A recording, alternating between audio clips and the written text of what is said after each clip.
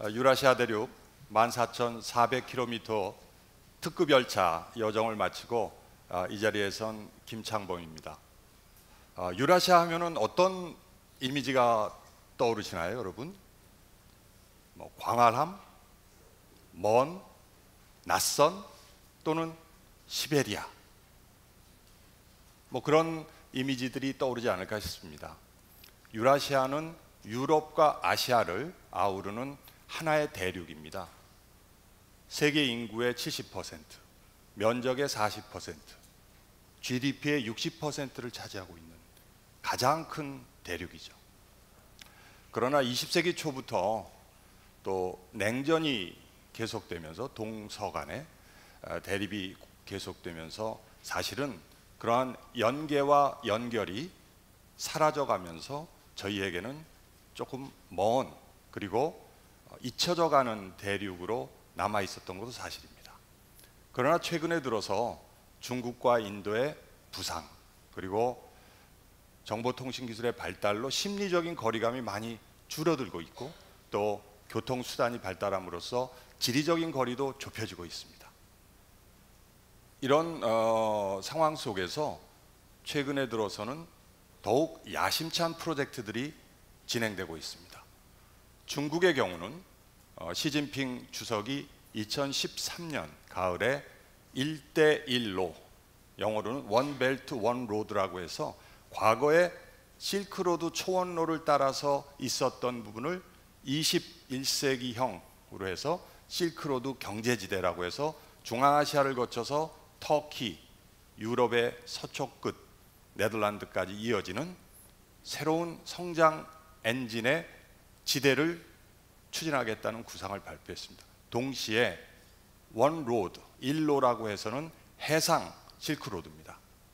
동남아시아를 거쳐서 인도양, 그리고 동부 아프리카, 그리고 수에즈 운하를 거쳐서 지중해를 넘어 유럽까지 이어지는 새로운 길을 만들어 나가겠다는 야심찬 구상입니다.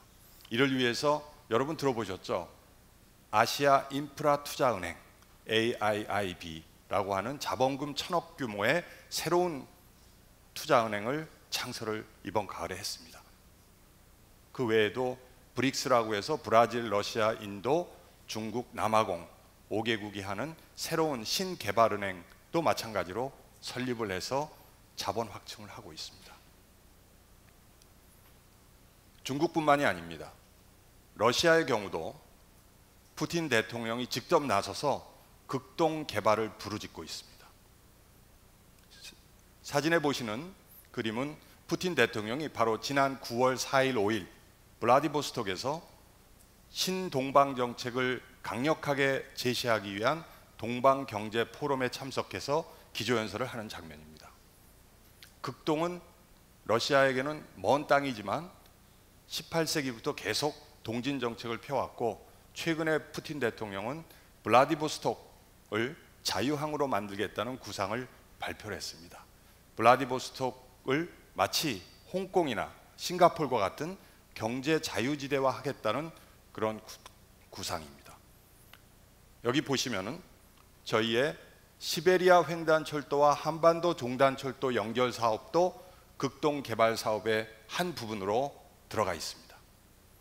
연해주를 비롯한 극동 지역 그리고 여전히 낙후되어 있는 동부 시베리아를 개발함으로써 새로운 성장의 동력을 찾아나겠다는 생각이고 지금 유럽과 우크라이나 사태 이후 대립관계에 있는 구조에서 아태 지역과의 관계를 더욱 강화해 나감으로써 탈출구를 마련하겠다는 그런 구상에 있습니다. 또 하나는 유라시아 경제연합이라고 해서 과거 구소련 치하에 있던 카자흐스탄, 키르기스탄, 벨라루스, 아르메니아 네 나라와 함께 유라시아 경제연합이라는 새로운 경제공동체 창설을 금년 1월 1일 시작을 했습니다.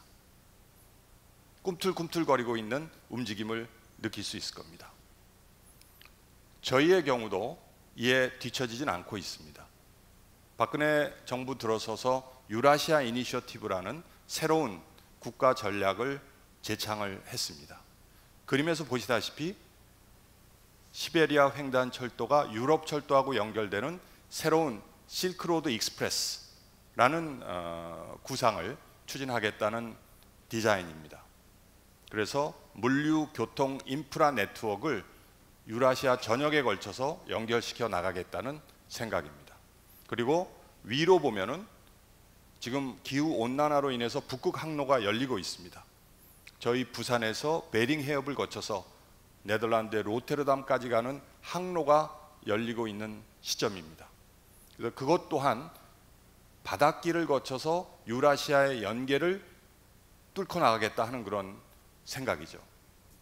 또 창조의 대륙, 평화의 대륙을 통해서 유라시아가 저희가 지금 경제 성장이 조금 둔화되고 있는 추세지만 새로운 돌파구를 유라시아, 중앙아시아, 중국, 러시아, 인도 등을 통해서 찾아가겠다는 구상이기도 하고요. 또 한반도의 평화와 안보 위협을 해소함으로써 전체적인 유라시아 공동의 평화를 만들어 나가겠다는 구상이기도 합니다. 이를 위해서는 무엇보다도 한반도 종단철도 TKR로 되어 있는 이 부분이 지금 미싱되어 있는, 연결되지 않고 있는 고리이기 때문에 그 고리를 이어나가는 것이 필요한 상황입니다. 이러한 배경 속에서 지난 7월 14일부터 유라시아 특급이라는, 유라시아 친선 특급이라는 대열차 여행이 시작이 됐습니다. 약 350명 정도가 참여했고 각계각층에서 국민공모로 뽑혀진 여러분들이 같이 기차를 타고 블라디보스톡부터 베를린까지 가는 북선, 그리고 중국 몽골을 거쳐서 가는 남선, 이렇게 두 가지 갈래로 이어져서 참여를 했습니다. 여러분들 뭐 나도 저거 만약에 알았으면은 진작 참여했어야지 하는 그런 아쉬움을 가질 분들이 계십니다. 아마 앞으로 이런 프로젝트들이 계속되면은 꼭 잊지 마시고 참여했으면 하는 바람입니다. 제일 긴 구간이 이 블라디보스톡부터 베를린까지 14,400 정도 되는데요.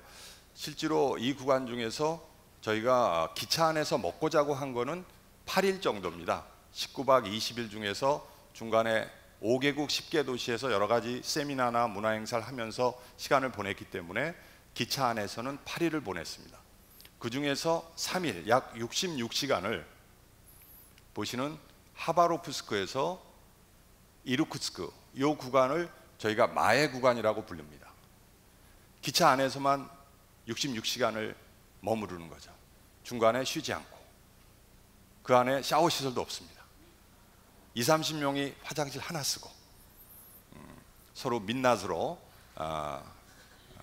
본연의 모습을 보게 되는 그런 시간들이고요. 그래서 모습들을 저희가 같이, 여러분이 함께 타지 못했지만 같이 한번 체험을 해보도록 하겠습니다. 서울역에서 발대식은 했습니다. 다만 한반도를 종단하는 철도가 현재 연결되어 있지 않기 때문에 결국은 한 팀은 블라디보스토크까지 비행기로 가고 또 한 팀은 북경까지 비행기로 가서 거기서 출발을 했습니다. 블라디보스톡은 2012년에 에이펙 정상회의가 열린 러시아가 자랑하는 극동의 관문입니다. 그리고 아까 말씀드린 것처럼 러시아 극동 진출의 거점이라고 할 수 있습니다. 그리고 우리 항일 독립운동사에 있어서 블라디보스톡, 그 주변의 우스리스크, 또 하바롭스크 등은 독립운동의 발자취가 서려 있는 곳입니다.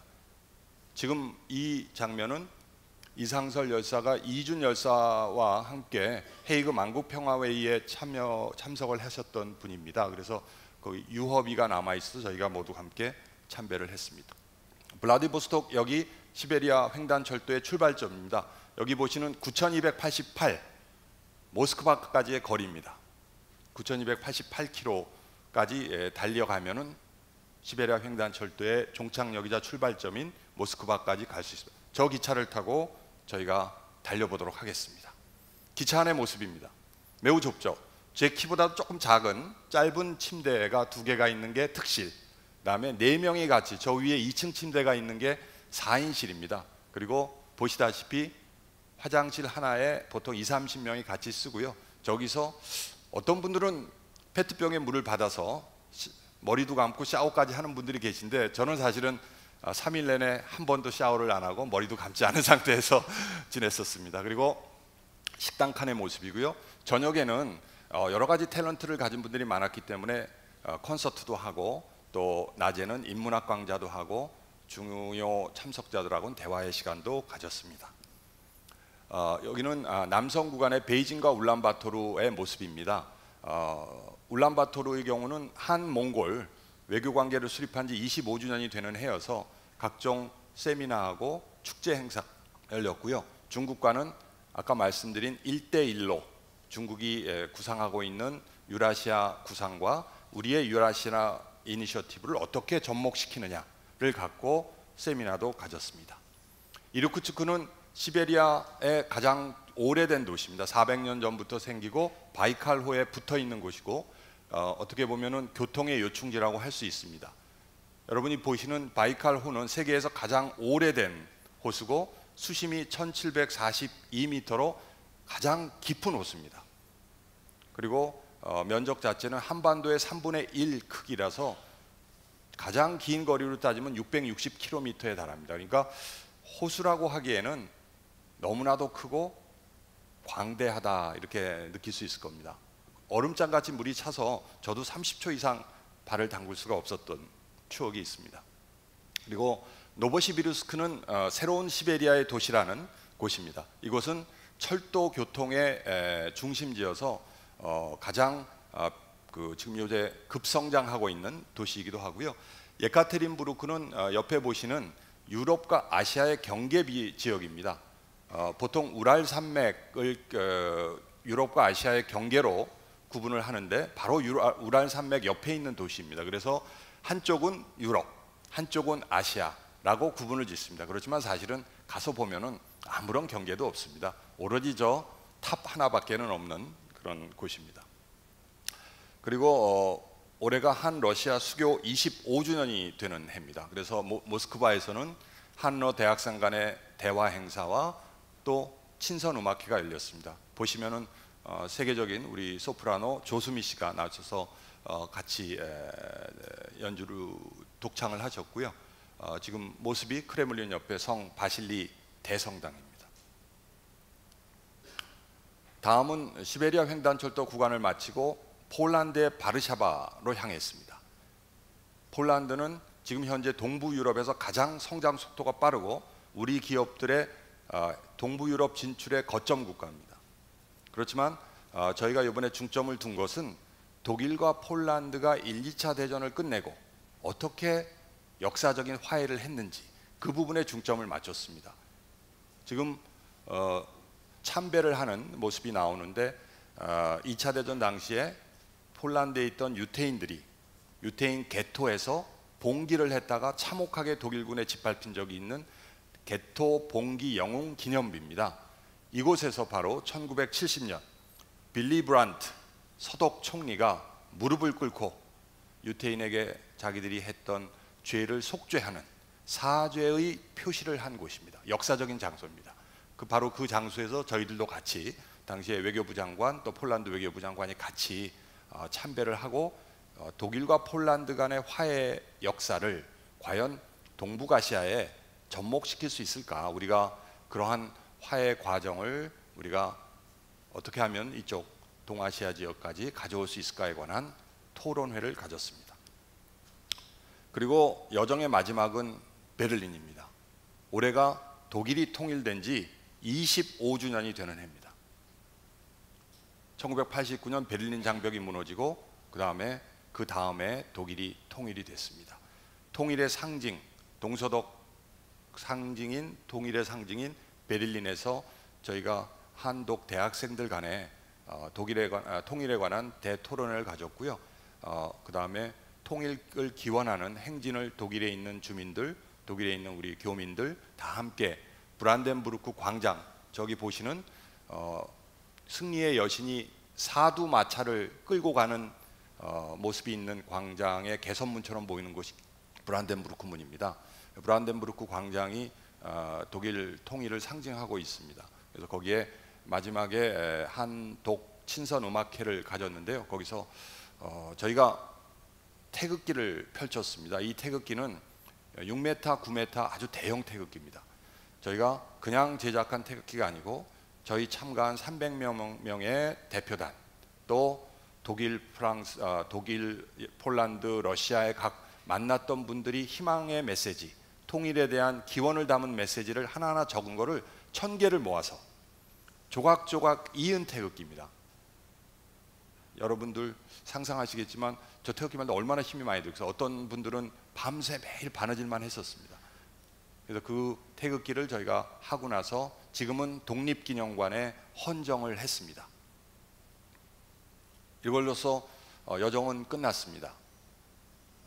마지막 그 베를린에서 이런 태극기를 같이 헌정하는 그런 광경을 다들 보면서 가슴이 뭉클했습니다. 독일 사람들도 자기들 통일의 역사를 갖고 있기 때문에 눈물을 감추는 분들도 계셨고 감동의 순간이었습니다.